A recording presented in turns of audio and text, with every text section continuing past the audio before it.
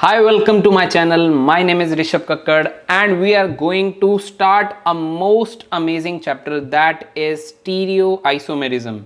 Chapter कह रहा हूं मैं, इसको टॉपिक भी कह सकता हूं कि एक जबरदस्त टॉपिक स्टीरियोआइसोमेरिज्म का हम लोग स्टार्ट करने वाले हैं और कॉम्पिटिटिव एग्जाम के पॉइंट ऑफ व्यू से ये बहुत बहुत बहुत ज़्यादा इंपॉर्टेंट है। स्कूल में कई बार बहुत सारा इसके अंदर कंटेंट हो जाता है, टाइम कम रहता है तो नहीं कराते हैं, मगर कॉम्पिटिटिव एग्जाम के लिए ये मोस्ट इम्पॉर्टेंट टॉपिक है, दैट इज स्टीरियोआइसोमेरिज्म। ठीक है, तो इसको थोड़ा सा शांति के साथ बहुत सारी देर तक आपको सारे कॉन्सेप्ट को सुनना होता है, तब जाके आप इसको क्वेश्चन में अप्लाई कर पाते हो। ऐसा नहीं होता कि थोड़ी देर सुना है और फिर उस पर प्रैक्टिस कर ली है, बस दो चार कॉन्सेप्ट उसके और आपसे क्वेश्चन सॉल्व होने लगे। नहीं, इसके अंदर बहुत सारे कॉन्सेप्ट रहेंगे, सभी को लाइन से आपको करना पड़ेगा। एक बार सारे हो जाएंगे तब जाके आप रेडी रहेंगे, इसको अप्लाई कर पाएंगे आपके कॉम्पिटिटिव एग्जाम में जो क्वेश्चन आते हैं उसमें, और फिर जाके वो सही होंगे। अगर आप इस टॉपिक को नहीं करते हैं तो आपके बहुत सारे क्वेश्चन गलत होने के चांसेस बन जाते हैं।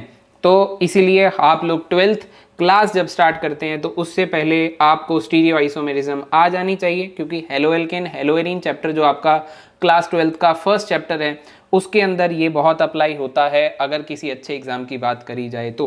स्कूल के पॉइंट ऑफ व्यू से ये इतना ज़्यादा इंपॉर्टेंट टॉपिक नहीं रहता है। मैं फिर से आपको बता दूं, मेजॉरिटी ऑफ द सीबीएसई वाले स्कूल्स जो हैं, जो खाली सीबीएसई का करवाते हैं, उसमें ये सब नहीं पढ़ाया जाता है। ठीक है, तो आप लोग मेरे चैनल पे तो क्या है कि स्कूल के वीडियोस और जो है वो कॉम्पिटिटिव एग्जाम के वीडियोस दोनों ही आपको मिलते हैं, इसलिए मैं थोड़ा सा सेग्रीगेशन आपको करके बता देता हूँ, राइट। बाकी इसको देख कोई भी सकता है, कॉन्सेप्ट बिल्कुल बेसिक से ऊपर उठ जाएंगे। तो चलिए स्टार्ट करते हैं स्टीरियोआइसोमेरिज्म, बट एक बार इसका बैकग्राउंड आप लोग देख लीजिए कि ये जो है वो स्टार्ट कहाँ से होता है। तो आइसोमेरिज्म के टॉपिक में स्टीरियोआइसोमेरिज्म आता है। So what is isomerism? Isomerism का बेसिक डेफिनेशन सबको पता है कि compounds having same molecular formula but different structural और स्पेशियल अरेंजमेंट, और इससे क्या होता है कि this leads to different physical and chemical properties. तो आइसोमेरिज्म की डेफिनेशन के अकॉर्डिंग आपका मॉलिक्यूलर फॉर्मूला सेम रहेगा मगर उसके स्ट्रक्चर अलग हो जाएंगे, यानी कि बॉन्ड कहीं से टूटा कहीं और लग गया, ठीक है ना, तो स्ट्रक्चर अलग हो जाएगा। या फिर अगर स्ट्रक्चर अलग नहीं होगा तो स्पेस में ओरिएंटेशन अलग हो जाएगी डिफरेंट डिफरेंट एटम्स की। ऐसा होने से आपकी कुछ प्रॉपर्टीज फिजिकल और कुछ केमिकल प्रॉपर्टीज अलग हो जाती हैं। तो ये आप पढ़ते हैं आइसोमेरिज्म में, मॉलिक्यूलर फॉर्मूला सेम रहता है। आइसोमेरिज्म में फर्दर आगे बढ़ते हैं तो इसको क्लासिफाई किया जाता है दो टाइप की आइसोमेरिज्म में। तो पहली है स्ट्रक्चरल आइसोमेरिज्म, ये आप क्लास 11th में ऑलरेडी पढ़ लेते हैं। स्ट्रक्चरल आइसोमेरिज्म, इसके अंदर chain isomerism, position isomerism, functional isomerism, metamerism, tautomerism, ये सब आता है। इसके बारे में मैं डिटेल डिस्कशन नहीं करूंगा, बट छोटी सी बात बताऊंगा कि स्ट्रक्चरल आइसोमेरिज्म और स्टीरियो आइसोमेरिज्म में आइसोमेरिज्म मोटे मोटे टॉपिक को डिवाइड किया जाता है। स्ट्रक्चरल और स्टीरियो में क्या फर्क है? स्ट्रक्चरल के अंदर आपके बॉन्ड ब्रेक होते हैं, कनेक्टिविटी चेंज होती है। ठीक है, एक कार्बन दूसरे पर आकर लग गया, जो आपने चेन आइसोमेरिज्म में सीखा भाई, 5 कार्बन की चेन थी तो एन पेंटेन था, तो एक कार्बन ऊपर आ गया तो 2 मिथाइल ब्यूटेन हो गया, तो यहां पे कनेक्टिविटी चेंज हुई, बॉन्ड टूटे दूसरी जगह पर गए। मगर स्टीरियो आइसोमेरिज्म के अंदर कनेक्टिविटी ब्रेक नहीं होगी, आपके कनेक्शन वही रहेंगे, केवल स्पेस में एटम्स का अलाइनमेंट डिफरेंट हो जाएगा। केवल और केवल स्पेस में पोजीशन चेंज होने से जो आइसोमेरिज्म पैदा होगी उसको हम स्टीरियो आइसोमेरिज्म कहते हैं।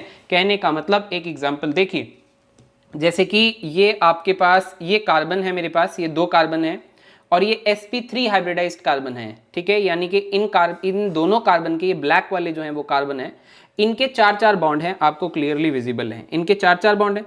अब देखिए, ये रेड एटम से रेड एटम का मैंने ये बॉन्ड को घुमाया, क्योंकि ये सिंगल बॉन्ड है, सिंगल बॉन्ड में रोटेशन अलाउड रहता है।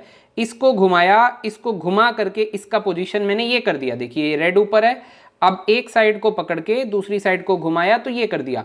तो ये क्या हो रहा है? स्पेस में पोजीशन अलग हो रहा है, इसमें कनेक्टिविटी ब्रेक नहीं हो रही, कनेक्शन वही है, सारे के सारे एटम उसी सेम एटम से जुड़े हुए हैं, केवल स्पेस में पोजीशन अलग हो रहा है, ऐसा कुछ आप स्टीरियो आइसोमेरिज्म में देखोगे। जबकि स्ट्रक्चरल के अंदर बॉन्ड टूट जाते हैं, दूसरी जगह पे लग जाते हैं, तो बॉन्ड ब्रेक नहीं करना है, कनेक्टिविटी ब्रेक नहीं करनी है। कनेक्शन वर्ड ध्यान रखना, कनेक्शन जो है वो डिफरेंट होगा तो स्ट्रक्चरल है, कनेक्शन सेम होगा तो फिर वो स्टीरियो के अंदर जाएगा।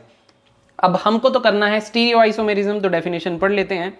Isomers which have same structural formula but different arrangement of atoms in groups or space, ठीक है, in groups in space, sorry, different arrangement of atoms और ग्रुप्स इन स्पेस, ठीक है ना, स्पेस के अंदर एटम्स और ग्रुप्स के पोजीशन को अलग करना है तो उसको हम लोग क्या कहेंगे, स्टीरियो आइसोमेरिज्म कहेंगे। अब स्टीरियो आइसोमेरिज्म को फर्दर क्लासिफाई किया जाता है कन्फिगरेशनल आइसोमेरिज्म में और कन्फर्मेशनल आइसोमेरिज्म में। मेरे साथ इसको घर पे बोलो, स्टीरियो आइसोमेरिज्म को किस में क्लासिफाई किया जाता है, कन्फिगरेशनल आइसोमेरिज्म में और कन्फर्मेशनल आइसोमेरिज्म में। एक बार दोबारा बोलेंगे, कन्फिगरेशनल एंड कन्फर्मेशनल, नाम रट गए। कन्फिगरेशनल में आपने फर्दर ज्योमेट्रिकल और ऑप्टिकल आइसोमेरिज्म करनी है।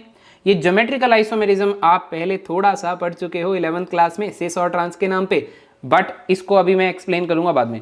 अभी सबसे पहले तो हमको ये डिफरेंशिएट करना पड़ेगा कि स्टीरियो में भी दो हमारे पास डिफरेंट तरह की आइसोमेरिज्म है, दैट इज कॉन्फिगरेशनल। अब कॉन्फिगरेशनल में क्या होगा, जो भी आइसोमेरिज्म आएगी वो इंटरकन्वर्टेबल नहीं होगी, यानी कि रूम टेम्परेचर पे आप स्पेस में पोजीशन अलग है, बट स्पेस में पोजीशन अलग होते हुए भी आप लोग इसके अंदर इंटरकन्वर्जन नहीं कर पाओगे, यानी कि एक ही मॉलिक्यूल बार बार घूम घूम करके सेम पोजीशन नहीं ले सकता है। वो किस में लेगा, वो कन्फर्मेशनल में लेगा। जितने एग्जाम्पल देखोगे तभी समझ में आएगा, अभी बार बार आपको एक ही बात को सुननी है। तो अगर मैं स्पेस में पोजीशन को, एक ही मॉलिक्यूल में पोजीशन अलग है और मैं उसको एक दूसरे में बॉन्ड को घुमा करके इंटरकन्वर्ट अगर नहीं कर पा रहा हूं, तो उस टाइप की आइसोमेरिज्म आप कन्फिगरेशनल में पढ़ोगे, और जिसमें आप इंटरकन्वर्जन कर लोगे उसको आप कन्फर्मेशनल में पढ़ोगे। मैंने अभी आपको एक एग्जांपल लिया था, ठीक है, ये इथेन का, ठीक है, इसको इथेन, सॉरी इसमें डिफरेंट मैंने एटम्स लगा दिए तो इसको इथेन नहीं बोलते, बट ये देखिए ये दोनों कार्बन है, ये दोनों कार्बन है, ठीक है, sp3 हाइब्रिडाइज्ड कार्बन है। तो अब ये अगर सिंगल बॉन्ड है तो आप सबको पहले से पता है कि सिंगल बॉन्ड में रोटेशन अलाउड होती है, तो ये स्पेस में मैंने पोजीशन अलग किया, ठीक है, और ये रूम टेम्परेचर पर ही सिंगल बॉन्ड में रोटेशन पूरी हो सकती है, तो वापस से घूम के आप इसको यहां पे कर सकते हो।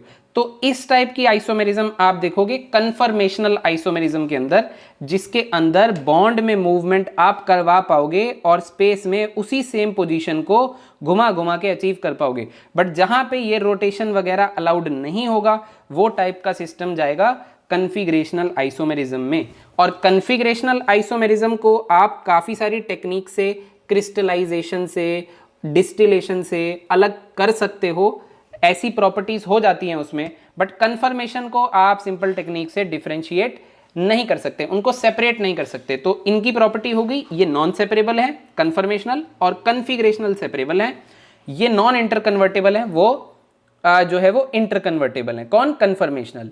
हमको सबसे पहले जो प्रायोरिटी पे पढ़ना है वो पढ़ना है कन्फिगरेशनल आइसोमेरिज्म, और कन्फिगरेशनल आइसोमेरिज्म के अंदर मेरे पास आते हैं ज्योमेट्रिकल आइसोमेरिज्म और ऑप्टिकल आइसोमेरिज्म।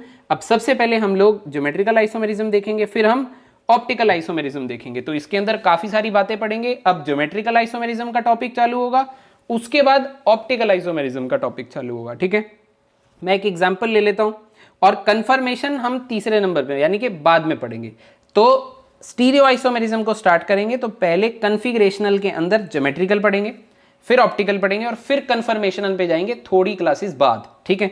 तो सबसे पहले वापस से आइए आप लोग, ये देखिए बस एक छोटी सी बात और इस लेक्चर को खत्म करेंगे हम लोग। कन्फिगरेशनल आइसोमेरिज्म की definition, stereo isomers which are not interconvertible into each other at room temperature, they are convertible by breaking and reformation of bonds, ठीक है भाई, बॉन्ड को तोड़ना नहीं है, सबसे पहली बात है यहाँ पे, ठीक है, बॉन्ड को तोड़ना नहीं है, वो कह रहा है अगर पॉसिबल है तो उसके लिए बॉन्ड ब्रेक करना पड़ेगा। यहाँ पे कंफ्यूज मत होना डेफिनेशन के अंदर। डेफिनेशन ये कहती है कि जो रूम टेम्परेचर पर इंटर कन्वर्टेबल नहीं है वो है कन्फिग्रेशनल आइसोमर्स। और कन्फिग्रेशनल में सबसे पहले मैंने आपको क्या पढ़ाया कि पहले आपको क्या पढ़ना है, ज्योमेट्रिकल आइसोमेरिज्म पढ़नी है। तो ज्योमेट्रिकल आइसोमेरिज्म क्लास 11th में जो आप सीख के आए हो उसका एक छोटा सा मैं डिस्क्रिप्शन दे देता हूं आपको। यहाँ पे ज्योमेट्रिकल आइसोमेरिज्म अराइज होती है रोटेशन ना होने की वजह से, रेस्ट्रिक्टेड रोटेशन की वजह से अराइज होती है। जैसे कि आपने सिस और ट्रांस, यहाँ पे ब्यूट टू इन सिस और ट्रांस नीचे बना हुआ है, ये सिस और ट्रांस ब्यूट टू इन आपको बनाना आना चाहिए। यहाँ पे आपके पास ये जो कार्बन है ये sp2 हाइब्रिडाइज्ड है, यानी कि ये प्लेनर है और ये प्लेनर है तो, और इन दोनों के बीच में क्या है, डबल बॉन्ड है। डबल बॉन्ड में रोटेशन रेस्ट्रिक्टेड रहती है, ये बात आपको पहले से मालूम होगी, क्लास 11th में पढ़ के आए हो। ये घूम नहीं सकता। क्यों नहीं घूम सकता? क्योंकि पाई, ये जो आपका पाई बॉन्ड बना हुआ है ये पी बॉन्ड के ओवरलैप से बना हुआ है। ये पूरा ऊपर नीचे से एकदम अच्छे से पकड़ रखा है इसने, है ना। जैसे फॉर सपोज कीजिए ये मेरे पास रिप्रेजेंटेशन है इसकी, ठीक है, फिलहाल इस मॉलिक्यूल की रिप्रेजेंटेशन मान लो। ये जो पर्पल कलर का है इसको पाई बॉन्ड मान लो। ये आपको दिख तो एक ही रहा है, अब इसमें जगह नहीं है तो इस पर्पल बॉन्ड को पाई बॉन्ड मान लो। इसमें पाई बॉन्ड मत मानो, इस पर्पल बॉन्ड को डबल बॉन्ड मानो। डबल बॉन्ड मानो, डबल बॉन्ड में एक सिग्मा और एक पाई रहता है, एक सिग्मा और एक पाई। तो ये पाई बनता कैसे है? ये पाई ऐसे बनता है कि ये पी ऑर्बिटल और पी ऑर्बिटल साइडवेज ओवरलैप करेंगे और ऊपर नीचे से एकदम जोड़ के रखेंगे। तो ये वाला, ये रोटेशन अलाउड नहीं है इसमें, ये रोटेशन अलाउड नहीं है, ठीक है, इसमें ये रोटेशन अलाउड नहीं है। देख लो, अगर ये प्लेन ऑफ पेपर है, ये प्लेन ऑफ पेपर है तो ये आपका मॉलिक्यूल है, ये 6 के 6 एटम्स, ये 6 के 6 एटम्स आपके एक ही प्लेन में है, बिल्कुल एक ही प्लेन में है, ये ऐसे ही रहेंगे, ठीक है। और आपको दिख रहा होगा ये डिस्टेंस इन दोनों का, ये ग्रीन ग्रीन एटम का डिस्टेंस पास है और इसी के जैसा एक और मॉलिक्यूल मैंने यहाँ पे ले रखा है, ये देख लो। यहाँ पे ग्रीन एटम्स का डिस्टेंस दूर है, तो जहां पे डिस्टेंस दूर होता है आप उसको क्या कहते हैं, ट्रांस, और जहां पे डिस्टेंस पास होता है आप उसको क्या कहते हैं, सिस। तो ज्योमेट्रिकल आइसोमेरिज्म क्लास 11th में जितना हमने पढ़ा था उसके बेसिस पर तो मुझे ये बात मालूम है कि यहाँ पे रेस्ट्रिक्टेड रोटेशन की वजह से आइसोमेरिज्म अराइज होती है। मॉलिक्यूलर फॉर्मूला सेम रहता है मगर डिफरेंट फिजिकल और केमिकल प्रॉपर्टीज हो जाती हैं, ठीक है। अब यहाँ किसकी वजह से हुई? यहाँ पे रेस्ट्रिक्टेड रोटेशन की वजह से अराइज हुई। दूसरा, एटम्स में दूरी की वजह से अराइज हुई, ठीक है ना। तो डिस्टेंस भी यहाँ पे एक फैक्टर रहता है डोमिनेटिंग। अगर डिस्टेंस ज्यादा है, देख लीजिए, अगर डिस्टेंस ज्यादा है दो बड़े ग्रुप्स में तो उसको ट्रांस कहते हैं, और अगर डिस्टेंस कम है तो उसको सिस कहते हैं। तो आप बताइए कि यहाँ पे सिस और ट्रांस कौन सा है? तो ये वाला मेरे पास ट्रांस है बेसिकली, और ये वाला मेरे पास कौन सा है, सिस है, ठीक है। तो ये हो गया सिस और ये हो गया मेरे पास ट्रांस, ठीक है। तो ज्योमेट्रिकल आइसोमेरिज्म के अंदर सिस और ट्रांस आपको मालूम है। एक छोटी सी बात और देख लेंगे हम इस क्लास के अंदर कि यहाँ पे ऑर्बिटल कौन कौन से पार्टिसिपेट करते हैं। तो कार्बन का एटॉमिक नंबर 6 रहेगा, इसकी electronic configuration 1s2 2s2 2p4 रहेगी, 2p2 रहेगी, 1s2 2s2 2p2 रहेगी। और अंदर वाले इलेक्ट्रॉन्स बॉन्डिंग में पार्टिसिपेट नहीं करते, केवल आउटर मोस्ट इलेक्ट्रॉन ही बॉन्डिंग में पार्टिसिपेट करते हैं। तो यहाँ पे एक ऑर्बिटल 2s रहेगा और एक ऑर्बिटल 2p रहेगा। अगर ये ग्राउंड स्टेट में था, मतलब वैसे का वैसे ही था, तो 2s में 2 इलेक्ट्रॉन है और 2p में 2 इलेक्ट्रॉन है। मगर जब ये बॉन्ड बनाता है तो हाइब्रिडाइजेशन होती है। हाइब्रिडाइजेशन मतलब मिक्सिंग ऑफ ऑर्बिटल होता है।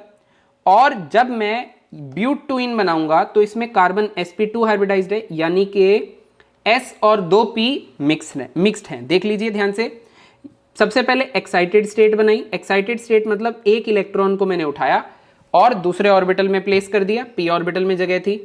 अब मेरे को मिक्स करने हैं, तो मैंने ये ऑर्बिटल मिक्स करने हैं। क्यों मैं खाली sp2 मिक्स कर रहा हूं? क्योंकि मुझे क्लास 11th में पढ़ के आया हूं ये sp2 हाइब्रिडाइज्ड कार्बन है, तो ये मिक्स हो गए, ये मिक्स हो गए, इनकी एनर्जी सेम हो गई, ये तीनों ऑर्बिटल बन गए और ये प्लेनर शेप बना गए। और ये जो pz बच गया, एक p ऑर्बिटल, ये वाला आपका ऊपर और नीचे प्लेन के रहता है और ऊपर और नीचे से पैरेलली ओवरलैप करके बॉन्ड बनाता है। तो ये 3 बॉन्ड तो प्लेन में रहेंगे मगर ये आपका आउट ऑफ द प्लेन यानी कि परपेंडिकुलर रह करके ये साइडवेज ओवरलैपिंग के साथ पाई बॉन्ड बनाएगा, जिस वजह से यहाँ पे रोटेशन अलाउड नहीं होती। तो इस टाइप की बॉन्डिंग आपको क्लास 11th में पता होनी चाहिए थी। ठीक है, तो बेसिकली इस वीडियो में इतना ही सीख लो एक बार, और अब हम नेक्स्ट क्लास से ज्योमेट्रिकल आइसोमेरिज्म प्रॉपर तरीके से स्टार्ट करने वाले हैं। यहां तक तो आप क्लास 11th में ही पढ़ के आए हो, तो ये एक क्विक रिवीजन था। आई होप आपको बढ़िया से समझ में आया होगा। इस वीडियो को जबरदस्त तरीके से लाइक और कमेंट करना इसके अंदर आपको कितना मजा आया इस वीडियो के अंदर। फिर मिलते हैं नेक्स्ट वीडियो से। तो नेक्स्ट वीडियो से हमारा इंपॉर्टेंट टॉपिक स्टार्ट हो जाएंगे। Thank you so much for watching.